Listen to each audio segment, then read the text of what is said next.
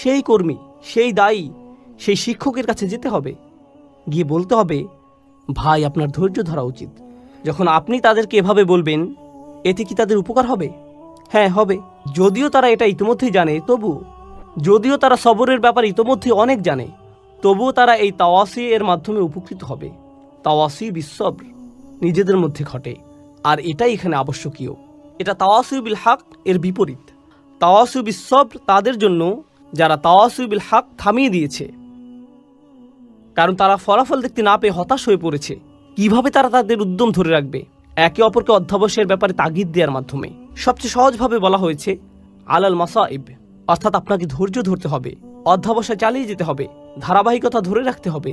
পরিস্থিতি যতই খারাপ হোক না কেন, অসব্রু আলামা আসাবাক, যতই বিপদ আসুক না কেন আপনাকে চেষ্টা চালিয়ে যেতেই হবে।